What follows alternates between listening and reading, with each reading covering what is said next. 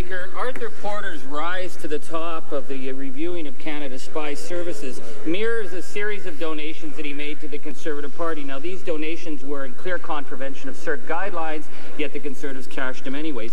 And as he was being promoted by this Prime Minister, he was apparently receiving millions in kickbacks, which is why he's now on the run for fraud. So, questions. Is Mr. Porter still a member of the Privy Council? And will this government finally come clean with Canadians about their relationship to Mr. Arthur Porter?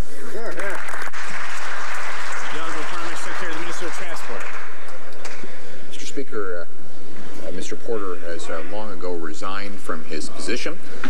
His allegations have nothing to do with his time in service to the Government of Canada. So I would encourage the honourable member to use the occasion when he rises again to answer a few questions of his own. It was he, after all, that was singled out by the Electoral Boundaries Commission for having attempted to gerrymander the process that was supposed to be independent and separate from his inappropriate influence. Can he take the occasion now to do the right thing and apologize for his inappropriate conduct? The honourable member for Timmins-James Bay. Mr. Speaker, there he goes again, attempting to change the channel on Conservative links to corruption. Very simple.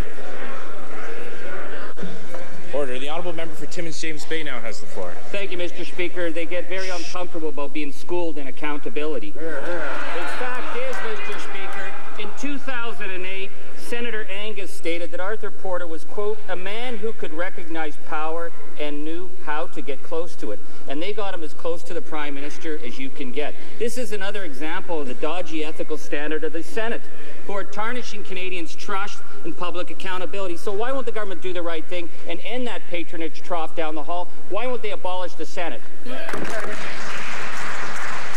Parliamentary Secretary. Well, Mr. Speaker, he says that he is going to school other people on the matter of ethics.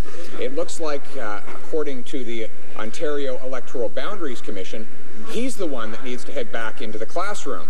And if he did and took advantage of some new high-tech learning techniques, like perhaps downloading lectures on his iPod or MP3 player, he might be stuck paying the tax that he wants to impose on all other Canadians. Mr. Speaker, on this side of the House, we don't want new taxes. We don't have to go to school to learn that.